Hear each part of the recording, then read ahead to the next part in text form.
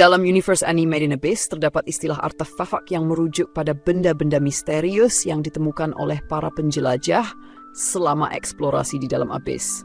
Lalu, apa sebenarnya artefak dalam dunia Mechanism in Abyss ini dan bagaimana klasifikasinya? Mari kita bahas lebih lanjut mengenai artefak ini.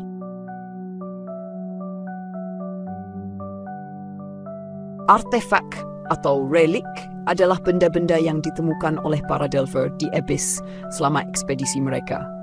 Meskipun artefak kelas rendah memiliki sedikit atau bahkan tidak ada kegunaan, semakin tinggi tingkatannya, semakin luar biasa efek yang dimiliki artefak tersebut.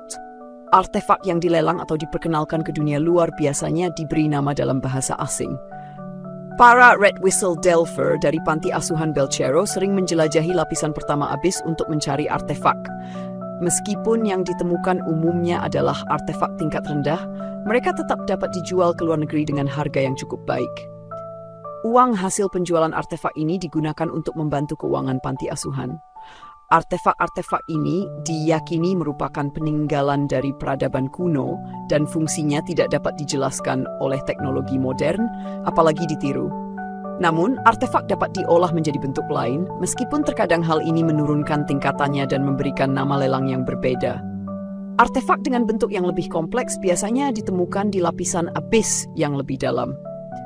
Terlepas dari tingkatannya, beberapa artefak memiliki pola yang berubah-ubah, yang menurut teori Nanachi menunjukkan berapa kali artefak tersebut dapat digunakan sebelum menjadi tidak berfungsi. Beberapa artefak memiliki tingkat kelangkaan yang lebih tinggi dibandingkan artefak lainnya, yang dapat meningkatkan tingkatan atau grade dari artefak tersebut. Menurut interference units yang berada di lapisan ke-6 abyss, relik terkadang ditemukan di tempat yang sebelumnya tidak ada. Hal ini menunjukkan bahwa lokasi artefak dapat berubah, menambah misteri dan tantangan dalam menemukannya di abyss. Artefak di dunia Made in Abyss diklasifikasikan berdasarkan tingkat kelangkaan, nilai, dan kemampuan yang dimilikinya. Artefak tingkat keempat adalah relik yang paling umum ditemukan, biasanya berada di lapisan atas abyss. Artefak tingkat ketiga digambarkan sebagai benda yang sangat berharga atau berguna, khususnya dalam membantu aktivitas penjelajahan gua. Sementara itu, artefak tingkat 2 sangat langka dan biasanya memiliki kemampuan yang sangat spesifik. Artefak tingkat pertama adalah kelas kedua yang paling berharga, dikenal karena kelangkaannya yang luar biasa atau karena sifatnya yang serbaguna. Di puncak klasifikasi adalah artefak tingkat khusus yang merupakan artefak paling berharga di Abyss. Artefak ini memiliki kekuatan yang dapat mengubah dunia atau mengguncang keseimbangan kekuatan antar bangsa. Mengembalikan satu artefak jenis ini ke permukaan dapat menjamin kemakmuran sebuah kota atau meningkatkan potensi militer suatu negara secara drastis. Nilai artefak tingkat khusus sangat besar sehingga tidak dapat diukur dan para White Whistle Delver dilarang memilikinya untuk kepentingan pribadi.